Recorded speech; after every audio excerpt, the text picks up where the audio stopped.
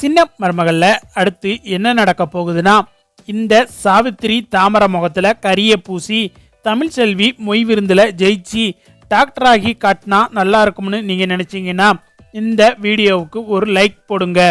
இங்க ஊர் மக்கள் எல்லாருமே எங்களுக்கு கறி விருந்து தான் வேணும் அப்படின்னு சொல்லிட்டு சாவித்திரி பக்கம் போகவும், இங்க வசந்தி வந்துட்டு, ஏண்டி தமிழ், இதுக்காகத்தான் சொன்னேன், இந்த அவமானம் நமக்கு தேவையா? நான் அப்பவே சொன்னேன், கறி சோறுக்கு முன்னாடி இந்த கஞ்சி தண்ணியை வந்து யாரும் சாப்பிட மாட்டாங்கன்னு சொன்னேன். நான் சொல்றத நீ எங்க கேட்ட? நான் டாக்டர் ஆகி காட்டுவேன்னு சொல்லிட்டு இந்த மாதிரி ஒரு ஏற்பாடு பண்ணுனேன். கடைசியில பாரு, வந்த மொத்த கூட்டமும் அங்க போயிடுச்சு. உப்பம் கூட ஒன்றும் இல்லை. நாம கிளம்பலாம்டி.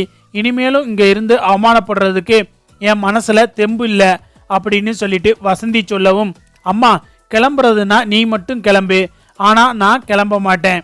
அந்த சாவித்திரி வேணும்னே எனக்கு போட்டியா இங்க கறி விருந்த ஏற்பாடு பண்ணும்போது நான் என் படிப்புக்காக இந்த மொய் விருந்த ஏற்பாடு பண்ணியிருக்கேம்மா.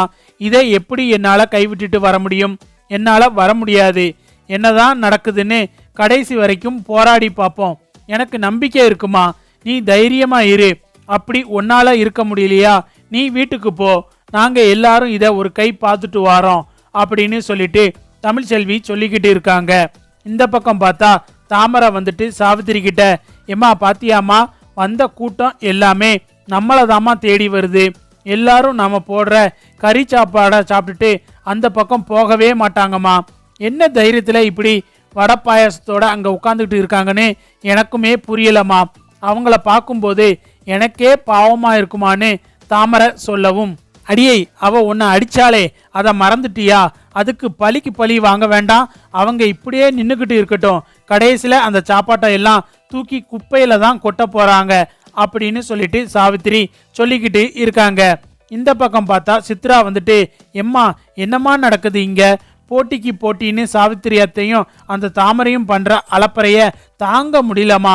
இதுக்கு என்னதான் முடிவுன்னு தெரியலையே அப்படின்னு சொல்லிட்டு சித்ரா சொல்லவும், இருடி சித்ரா, அதைத்தான் நானும் பார்த்துக்கிட்டே இருக்கேன்னு ஈஸ்வரி சொல்லவும், இங்க ராஜாங்கம் வந்துட்டு, ஏய் சாவித்திரி, மைக்கில் அது இதுன்னு பேசிக்கிட்டு இருக்கீங்களே தவிர இன்னும் கெடா வந்த பாடில்ல.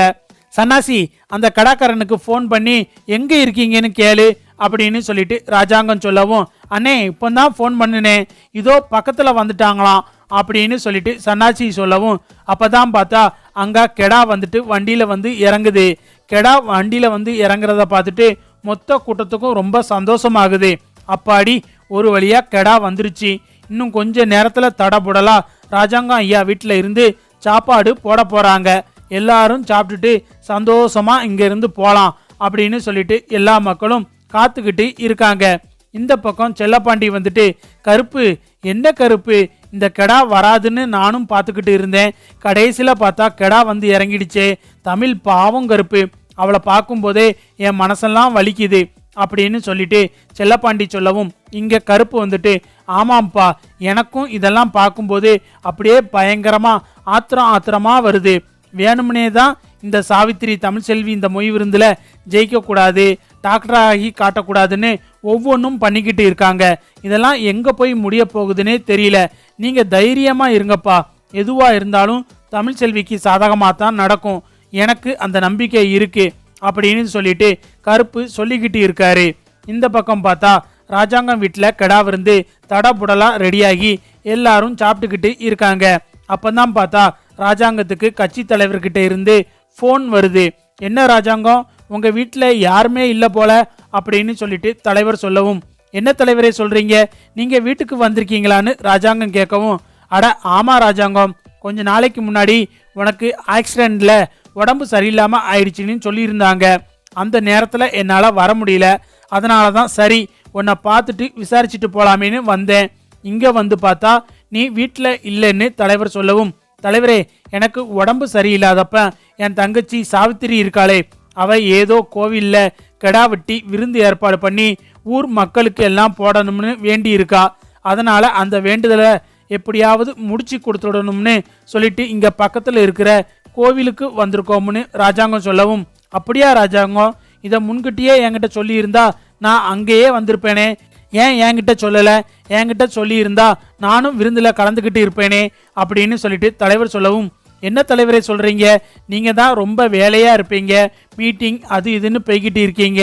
கட்சி வேலையில நீங்க ரொம்ப பிஸியா இருக்கும்போது நான் உங்களை எப்படி கூப்பிட முடியும் அப்படின்னு சொல்லிட்டு ரொம்ப தயக்கத்தோட ராஜாங்கம் சொல்லவும், சரி சரி அதை விடு, இப்போ நான் பக்கத்துல தானே இருக்கேன், கோவில் எங்க இருக்குன்னு சொல்லு, நான் அங்க வரேன்னு தலைவர் சொல்லவும் ராஜாங்கமுமே சரிங்கிற மாதிரி தலையாட்டிட்டு கெடா விருந்து நடக்கிற இடத்துக்கு தலைவரை வர வைக்கிறாரு.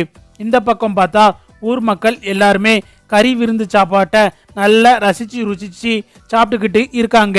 அப்பதான் பார்த்தா தாமரை வந்துட்டு தமிழ் செல்வி கிட்ட வந்து, என்ன தமிழ், ரொம்ப ஆர்வமா காலையிலேயே இங்க வந்து எல்லா சமையலும் சமைச்சு வடை பாயாசம் கூட்டு பொரியலோட தயார் பண்ணி இருந்தியே, கடைசியில காக்கா கூட இங்க வரல போல, உனக்கெல்லாம் இந்த வீராப்பு தேவையா?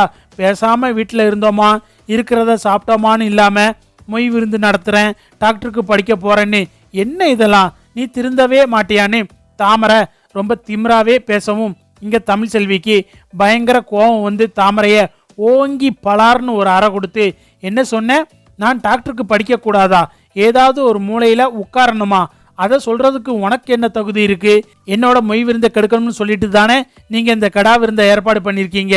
உன்ன மாதிரி அடுத்தவங்க கூடிய நான் கெடுக்க மாட்டேன், அவ்வளவு கேவலமானவ நான் கிடையாது, போய் வேலையை பாரு அப்படின்னு சொல்லிட்டு தமிழ் செல்வி தாமரைய மிரட்டிக்கிட்டு இருக்காங்க.